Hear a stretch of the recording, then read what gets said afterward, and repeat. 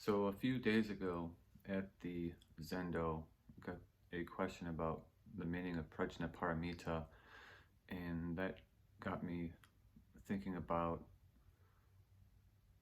my studies on the five skandhas, specifically in relation to the opening sentence of the Heart Sutra, which goes, Avaloki Teshvara Bodhisattva, when deeply practicing prajnaparamita, clearly saw that all five aggregates are empty and thus relieved all suffering.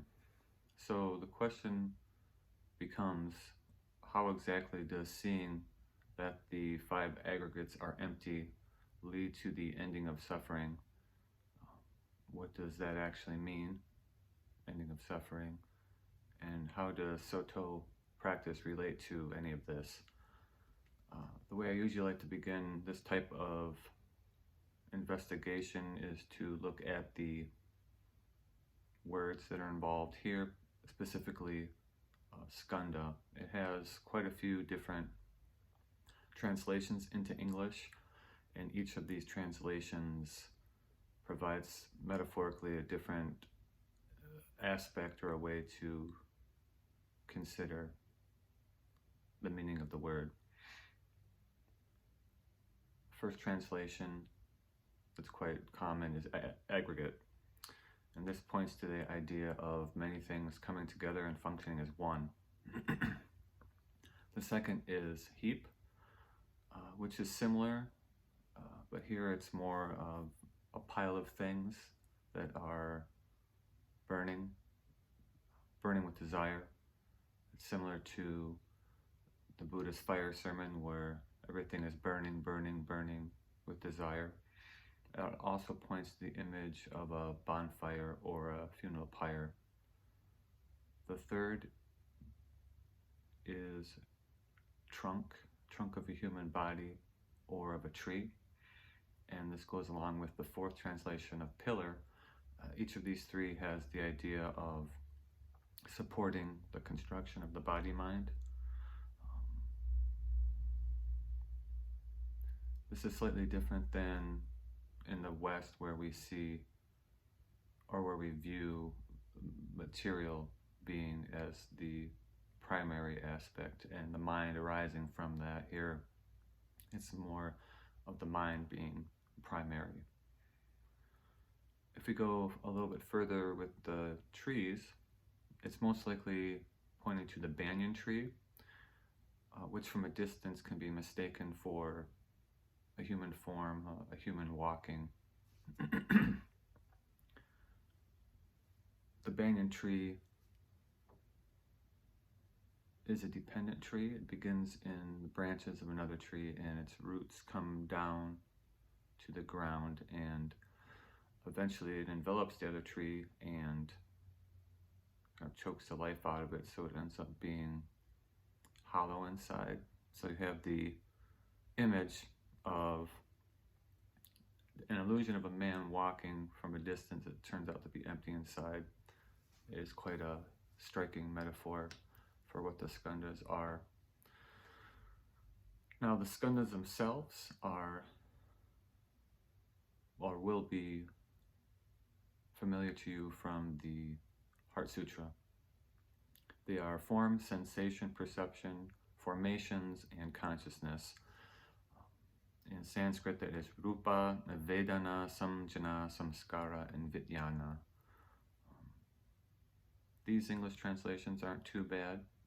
However, the Sanskrit terms are highly specific philosophical and religious vocabulary, and they tend to point to something that is slightly different than what our English terms are pointing towards. So we'll go over that over the course of this talk.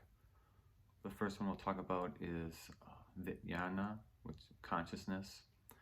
It has quite a few different translations that I've seen. Some of them are mind, life force, rebirth consciousness, sensual consciousness, discrimination, and division. Its most general meaning is of life force. It's the force that animates material bodies. Consciousness, discrimination, and division are pretty good terms in English. By the English term consciousness, though, we tend to mean the awareness or perception of something by a person. It's close to the Buddhist context, but Buddhist context is more specific, slightly different. So here we're talking about is consciousness that's divided into 6 separate but co-functioning consciousnesses, and each of these are based on the 6 sense bases, and they'll be familiar to you from the Heart Sutra. We have eye consciousness, ear consciousness, nose consciousness, tongue consciousness, body consciousness, and mind consciousness. And in order for these to function, they have to come together with 2 other factors. Here it is stimulus, receptor, and sense consciousness. For example, sound waves, ear, and ear consciousness. In order for a sound to be experienced, you need all 3 of those. You need the sound wave hitting the ear, and then an ear consciousness registering that. From all 3 of those, dependently originated, sound occurs. If you take one of the 3 away, no sound. There is no sound. So from consciousness here, Vijnana, arises sight, sound, smell, taste, touch, and thought. So thought takes the first 4 or 5, first 5 as its object, or as its objects. The mind here is also where our words originate from. So consciousness itself is very, excuse me, very important to the entire process here. The second skandha is rupa, form. This one is deceptively simple. Basically, the definition would be all the stuff that's out there, out in the world. Could be more accurately translated as outside world or outer perception. You'll see it in combination with nama, in the form of nama rupa, which means name and form. This is just the 5 skandhas, the 1 outer skandha form and the 4 inner skandhas, which constitute the mind. Basically, it's speaking of the fundamental lack of distinction between inner and outer perception. The same perceptual apparatus that constructs the outer world constructs the inner world, so there's really no distinction, no difference between the 2 other than in the mind itself. The way it usually works, for example, say you're looking at a tree, you tend to view it as an independently existing object outside of yourself. This type of conception tends to lead to dukkha suffering, because it posits a permanent object existing separately from oneself. It's not good. Further, the issues that we're talking about here aren't found in an external world beyond our senses. They're right here in the world that we experience, and also in the ideas that we have about the world and in our reaction to those ideas. From a Soto perspective, form appears in the famous line from the Heart Sutra, form is emptiness, emptiness is form. And in Mahayana, we tend to, at least I tend to view form more as a physical manifestation, as a physical being. But for us in our practice, what's more important is our conceptualization of physical reality, how we conceive of it, how we split it up. And it directly impacts our lives in various ways. For me, I like to ask various questions throughout the day as I'm interacting with various forms. For example, if I have an apple and I'm eating the apple, like, where did the apple go after I've eaten it? Has it become me? Has it gone away? Was it ever there to begin with? Where's that distinction? Where's that boundary? Um, Thinking about the past, getting yelled at, maybe even in the present, where are the words that were yelled at you now? Are they gone? Are they still there? Where are they? Did they ever exist? And then when I'm at work, if I'm doing something, can I point at work? Can I point at my work? What is the work? How do you conceive of that? How does that interface with you? All that said, it's also important to recognize that the apple does sustain us. It does keep us going. The yelling can change the direction of your life, and the work pays my bills, keeps me and my son fed and sheltered. So it's important to deal with the dharmas that you encounter, the objects you encounter as they arise. It goes back to what Dogen said in Genjo Koan. The myriad dharmas advancing and confirming the self is realization. What does that mean? Projecting myself into the apple is a foolish idea. If I try to reach out and grab it and make it mine, to substantialize it, that's foolish. But if the apple reaches out to make itself me, that's realization.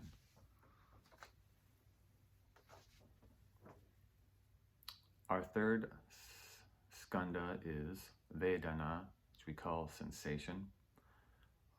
This is not simply an impartial experience of sensory input, but it is an active evaluation of experience as either positive, negative, or neutral. Another name for this could be evaluation. Positive is pretty easy.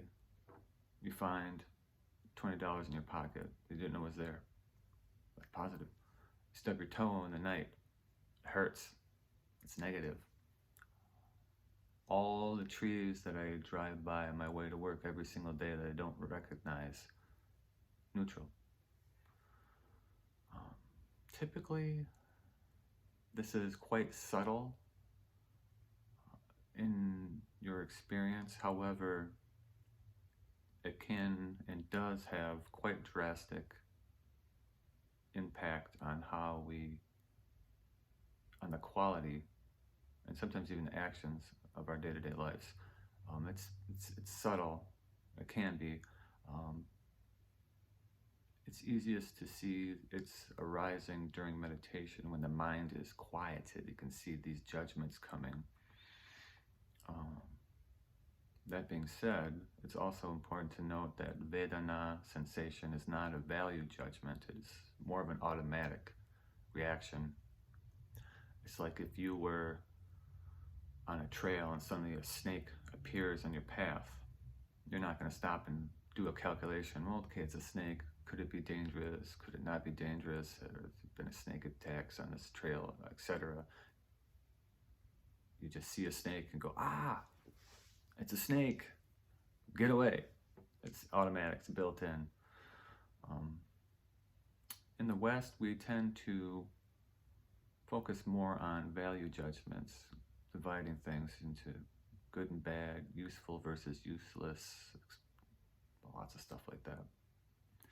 In Buddhism, we tend to focus more on avoidance, desire, and ignoring.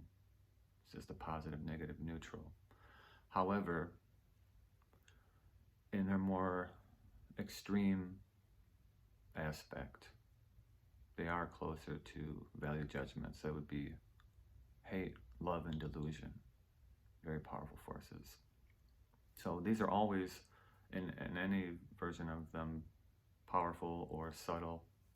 They're always running in the background, mostly unmarked, but not without consequence. They can keep you safe in one situation. However, they can also perpetuate prejudice in others. From a Soto perspective, Vedana sensation offers quite a powerful lens on our experience and understanding our experience. For me,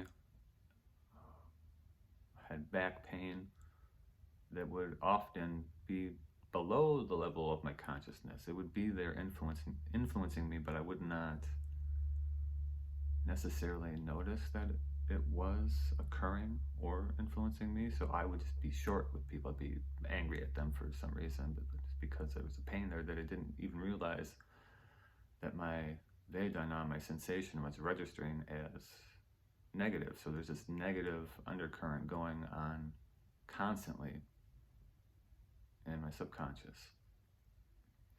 Another way could be just you meet someone at work, just run into them, and for whatever reason, your mind says negative. So now you're going to have this negative judgment towards them. Or maybe positive. Try to do them favors. Or many times neutral, and you just ignore them, almost if they're not there, giving them an extra dimension that's only in the mind. Another thing I used to do at work would be I would clench my jaw. Unbeknownst to me, I'd be clenching my jaw. There would be a discomfort that would arise, and then Vedana would judge it as negative. That negativity would color my whole experience, and that negativity would be picked up on by other parts of the mind, and it would contextualize them as sadness, sometimes even as depression. But through meditation and Zazen mind, I was able to look right at that pain and see the Vedana sensation arising, judging it negatively, and it would just go away by itself as soon as I noticed what I was doing to in those moments. So the trick is not to stop feeling these underlying emotions, the Vedana, the sensations, but to recognize them and not let them work subconsciously, but to bring them out into the daylight through our Zazen minds. The key is not to recoil from them, or to cling to them, or ignore them, but simply to view them and integrate them into our conscious experience.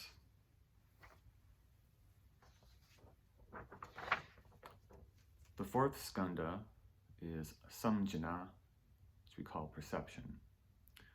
It has a couple different translations that I've seen: recognition, remembrance, or discrimination. These are all fairly common. Literally, it means together knowing together. Typically, by perception in English, we mean becoming aware of something or processing and organizing sensory data. It's close to the Buddhist context, but the Buddhist context is very specific in what samjana perception is and what it does. For us here, samjana perception is both the act and result of perceiving or recognizing an object and marking it so that it can be recognized again later. So what does this mean? It means it's the process of saying two things that you've experienced are the same. So it has two different aspects.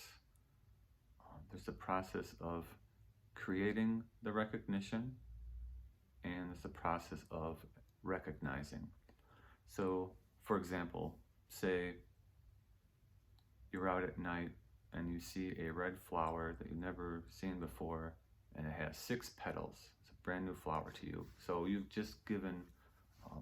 just marked 3 aspects of this flower that you will now use to recognize it again in the future. So you've created a template: night, 6 petals, red, that define what this flower is in your mind. So now, when you go out the next night, if you want to find that flower again, if you run across a flower that's blue and has 6 petals, you know that that's not the same flower. However, if you run across another flower at night that also has 6 petals and is red, boom, there you are. You've discovered another of this flower.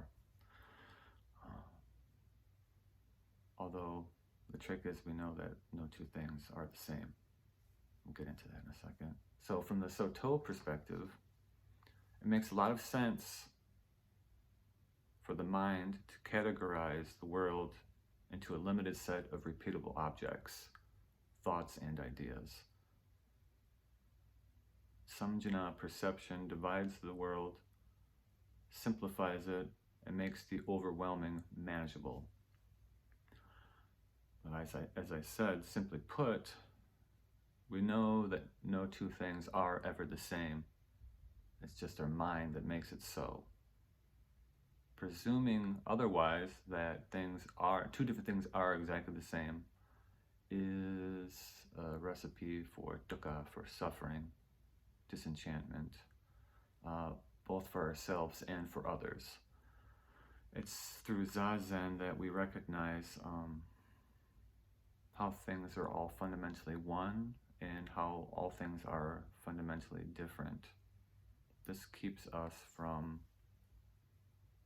making the mistake of thinking that two things are the same, but also from thinking that two things aren't the same. Well, I'll explain it. So, for example, there's an old koan called Guoshi's Three Calls, where Zen Master Guoshi calls his attendant Dan Yuan over to him. He calls out Dan Yuan. Dan Yuan comes from wherever he was. Yes, Master. And Guoshi looks at him and goes, never mind. And Dan Yuan goes back to wherever he was. Guoshi calls again, Dan Yuan, come here. Dan Yuan, from wherever he was, comes there and goes, yes, Master. And Guoshi goes, never mind. And then Dan Yuan goes back to where he was. And then a little while later, Guoshi calls for a third time, Dan Yuan, come here. And Dan Yuan appears again, yes, Master. And Guoshi goes, never mind. So, what is it saying? Dan Yuan is using his Zazen mind, his beginner's mind, and seeing that, in fact, these calls, in a sense, are all the same. This is a call from his master to approach and inquire what he needs. However, it's also him understanding that each of these three calls, although the same, are also different. He responds to them anew every single time without expectation. That's something that our Zazen mind affords us, hopefully, for every situation that we encounter throughout our lives. It's very subtle, but very important and very powerful way to interact with the world, with ourselves, with everything. The fifth skandha is samskara. We call this formation. There's quite a few different translations that I've seen. Mental formations, volition, memory, remembering, and more literally, putting together. This one's a little more complicated, so I'll try to go over some of these definitions slowly and then go over them a couple different ways. It has two aspects. One is what we call conditioned things. So samskaras, formations, are conditioned things. What are conditioned things? For example, a tree is a conditioned thing because it's made out of the soil, it's made out of the air, it's made out of water, it's made out of bark, it's made out of trees. Someone has to either plant it there or it has to fall from another tree.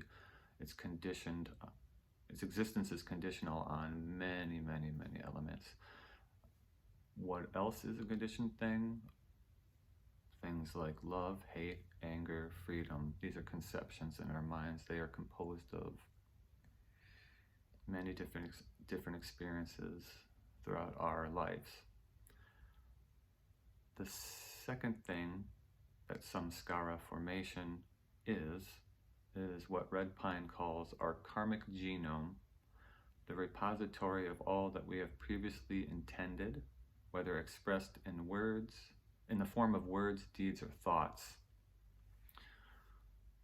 So basically, it's not exactly karma, but it's the plan in our minds that interacts with karma. It's basically how we have viewed the world in the past is now how we view the world in the present. So how do these two things, so conditioned things and our karmic genome, how are they the same thing? So this definition is saying that samskaras, our mental formations, are both conditioned things and there are karmic genome. The link is that they are born together. Whenever an object is born in the mind, then we have a plan of some sort for how it's going to interface with our suffering. So for example, if you see a drink box, you learn what a drink box is for the first time. It's not just a drink box. You look at it and you're like, I could use that to not be hungry anymore, and then my suffering would go away. Same thing when you meet your significant other for the first time, or any person. You look at them and go, oh, you could end my suffering because you'll end my loneliness. I could plug that into my life and my suffering will go away. Or if you're like me, if you see a textbook or a book of any sort, you look at the book and you go, there's so much awesome knowledge that's in that book. I can't wait to read it and plug it into my mind and make my suffering go away. It's because I love to learn new things, and that kind of plugs some type of hole in my mind. So a little further commentary on this from Red Pine. He writes, samskara embraces all the ways that we have dealt with what we have experienced in the past, and that are available to us as ways to deal with what we find in the present. These are habitual behavior patterns, anything that might provide us with a prefabricated set of guidelines from the past with which to perceive and deal with the world, both inside and outside. And that's nama rupa, name and form, inside and outside of ourselves. So these mental strategies with dealing with the world also take the form not just of strategies, but of objects in the world. So how do they work? This is going to be a little complicated, but I'll go over it. I'll go over it again. Red Pine shows how samskaras relate to the other skandhas. He writes, the skandha of memory, which is what we're talking about, the skandha of samskara, mental formations, supplies a template. So this is a template for strategies and creating objects that perception, samjana, which is recognizing objects, which we talked about a second ago, applies to sensations, which is vedana, positive, negative, neutral, and to form, rupa, is outer perception. So what this is saying is that the karmic genome, the plan for constructing objects in the world and our strategies for using them and what they will do for us, how objects that we create out in the world from our minds, how they're going to end our suffering, that feeds into how we construct objects, how we, even the red flower, like the reason why we can see that is because of our samskara, our mental formations. The template for what that flower is goes into our samskaras. It is a karmic genome, a plan. It also tells sensations, vedana, whether something is positive, negative, or neutral. So the same types of criteria that we've used in the past for judging people, is either positive, negative, or neutral. We're going to continue to judge other people or those same people with the old strategies. And it even goes into rupa form, how we divide up the outer world, kind of like with the textbook. Like, what is a textbook? What can it do for me? How do I judge it? That all goes back to samskara, all the ideas and feelings and emotions and thoughts and preconceptions and prejudices that are all bound up into what a textbook is, what a drink box is, what a significant other is. Everything is all contained in the samskaras, and it's all informed by past activities, past thoughts, past actions. So how does this relate to Soto practice? It goes right back to the very heart of things. Dogen Zenji wrote in Fukan Zazengi, for practicing Zen, put aside all involvements and suspend all affairs. Do not think good or bad. Do not judge true or false. Give up the operations of mind, intellect, and consciousness. Stop measuring with thoughts, ideas, and views. Have no designs on becoming a Buddha. So each of these elements from his description of Zazen is a samskara, is a mental formation, is a judgment. So for example, if we put aside all involvement and suspend all affairs, it means we need to stop, quiet the mind so that we can watch what's going on in there, hear what's going on in there. Do not think good or bad. So good or bad, good and bad. How do we judge that? The criteria for that judgment is a samskara, is a mental formation. It goes back to all the other ways that we've thought about good and bad. Do not judge true or false. It's the same thing. True and false are criteria for judging them. Goes back to our samskaras, all the other things that we thought were true and false. Give up the operations of mind, intellect, and consciousness. He's saying the nama part of nama rupa, quiet it, let it subside. Stop measuring with thoughts, ideas, and views. Stop measuring with samskaras, with your mental formations. Have no designs on becoming a Buddha. So having designs, what is a design? That's a samskara. It's a preconceived notion of what something is. Having no designs on becoming a Buddha.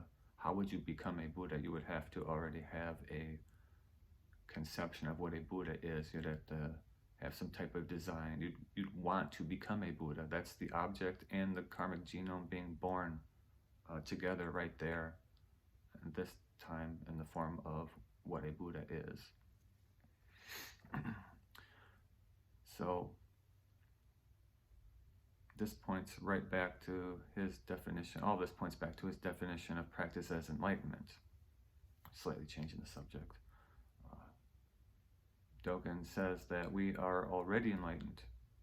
Our fundamental Buddhahood is in us. Our fundamental Buddhahood is us. But we also have karma that stretches back to the beginningless beginning. All the way back. So what can we do? We sit. We sit without thought, without intention, without formations, without samskara. As soon as we sit with a plan, as soon as we sit with an intention to reveal our inner Buddhas, even sitting with the thought practices enlightenment. Some samskara has you, you're caught in it. So simply sitting is Manjushri's sword that cuts right through our ignorance, through our assumptions, through our samskaras, and reveals our prajna, our wisdom. So, after all that, we're finally back to the Heart Sutra, to the opening line.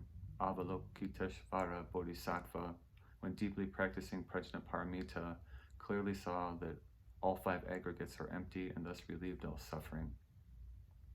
And I'd like to highlight a further line from the Heart Sutra. Therefore, given emptiness, there is no form, no sensation, no perception, no formation, or no consciousness. So what is this saying? It says the skandhas are empty. further, it says that the skandhas don't even exist. And because of this, they end our suffering. So some questions arise. What does all this mean? How does emptiness negate the skandhas? How does any of that end suffering? And what does that have to do with Dogen and Shikantasa, just sitting? To get at what this means, we have to take a step back a little bit. For the early Buddhists, the skandhas describe what a person is. Everything that you are is a combination of the skandhas working together, all the things we've just described. And in the skandhas, you will not find a self. They are impermanent, always changing, never settling, and flowing like a river, or flowing like a tree that walks like a man, as we said earlier. The Mahayanists went a little bit further. They said that the skandhas are empty of any inherent being. There's nothing in them that we can call an essence of any type. There's no essence of skandhaness, no skandha particles, no skandha souls, nothing that can give them an independent existence. They're free-flowing, ever-changing. The Heart Sutra goes even further. It tells us that there are no skandhas. So what does this mean if there's no skandhas? I think it's somewhat similar to when the Heart Sutra says that there is no ear. Oh, I've got an ear right there on the side of my head. What are they saying? I'm thinking that this is their way of pointing out that there is no ear essence, nothing that distinguishes my ear from not ear. So where does the ear, this is definitely an ear. Is this an ear? Does the ear stop around here? How about if I go into my brain? Where does the ear itself stop? It's speaking to boundaries being conceptual, something that we impose on experience, that we impose on form. So, if all of that is true, how does this lead to the ending of suffering? I give two answers. A very simple answer, doesn't say too much. We end the suffering by seeing that all five of the skandhas have no intrinsic existence. The more complex answer is that we create the world from our skandhas. It's a world inside our minds. And these conceptions that we build the world with are based on old plans. And many of them are created by other people. So we divide the world up using old strategies for new situations. And this is pernicious. For myself, I never asked to be born into a world where my mind would function in such a way. I didn't create my own mind. It was, I guess you could say, created for me.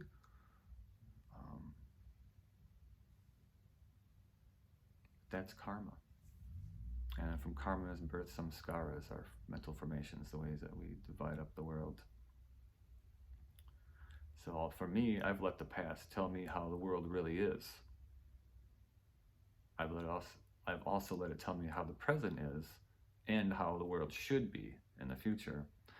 And in a lot of those cases, in most cases, my karma was quite wrong. It was inappropriate to put old conceptions, old plans onto new situations.